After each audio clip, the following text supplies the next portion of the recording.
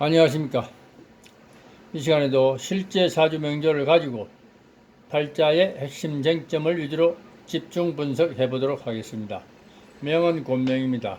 계묘년, 정사월, 갑자일, 무진시. 핵심은 간목일간이 4월에서 정화가 투관됐다. 그러면은 본질은 식신인데 상관으로 발현되었다. 이렇게 보면 됩니다. 그 상태에서 연지묘의 일지자의 시지진해 이렇게 되면은 간목이 덕령덕지를 한 상태입니다. 그렇다면 그 간목의 특성을 그대로 유지할 수 있는 힘이 있습니다.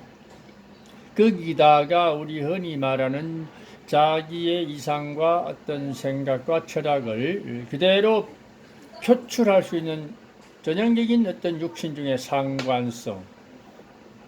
그렇다면 여성으로서는 어떤 커리우먼 같은 그런 삶을 누릴 수도 있고, 즉 남자의 그들에서 완전히 어떤 배제된 상태에서 자기만의 잠재 능력을 충분히 표출할 수 있는 그런 당당한 운명이 될 수 있다라는 것도 암시할 수 있습니다.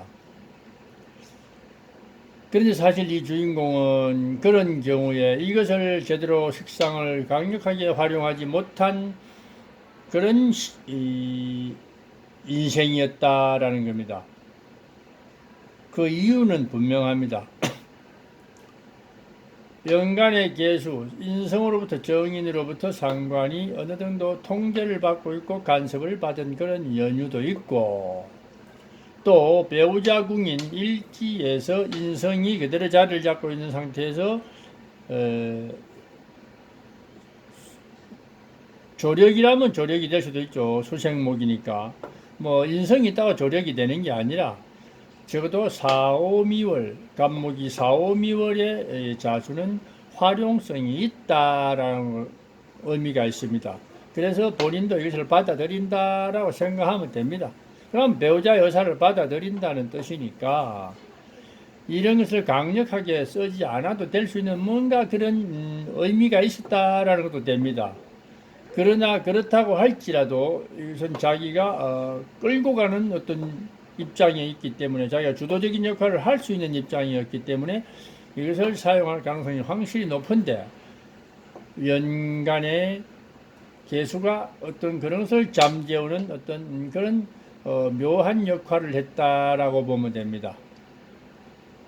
그렇다고 할지라도 이 원령의 사령신의 힘이 대단히 강한 상태에서 아무리 여기서 제재를 받아도 이것의 본질은 사라지지 않는 것입니다.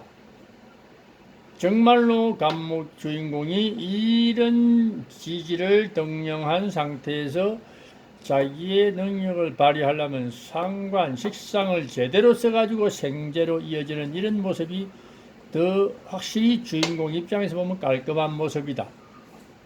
그런데도 그런 모습을 보여주지 못하고 긴 세월을 살아온 것은 굳이 이 탐나는 아니다. 이 탐맛도 아니다. 이게 영향은 크지만은도 운세에서 울루에서 중요한 시기에 경신, 신유, 운을 맞았었다라는 겁니다. 이것은 본인의 어떤 기질과 잠재력을 약화시키는 그런 대운의 울로였다. 한마디로 이 운명에서 관은 기신입니다.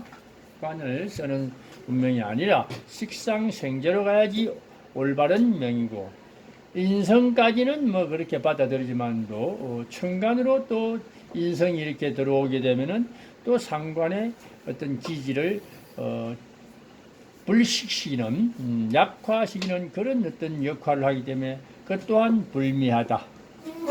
단 가정을 유지하고 그런 측면에서는 다행스럽다라는 겁니다. 상관의 역할을 잠재웠으니까. 그러나 본인의 그 고유한 이 강한 특성이 억제되는 그런 이제 어떤 삶을 살 수밖에 없었던 경우가 운에서 받쳐주지 않고 울로에서 이것을 억제했다. 늘 가슴 속에는 엉어리가 있고 자기의 뜻이 관철되지 않는 그런 불미함도 있었다라는 겁니다. 그래서 강한 활동을 하고 강한 경제 활동을 하지 못했지만 그래도 배우자로부터 기본적인 어떤 생활 지원은 받았기 때문에 그나마 뭐 꽁 대신 닭이라도 잡았다 이렇게 생각하고 살아왔다고 보면 됩니다. 그러나 이제 나이가 어느 정도 이 연륜이 쌓이면서는 그마저도 이제 자기의 본성을 찾아서 계속 이제 뭔가 활동을 하려고 하고 있는 그런 주인공의 모습을 이 사주팔자의 근거, 그 원인을 확인하고자 한번 이 명조를 가지고 나왔던 것입니다.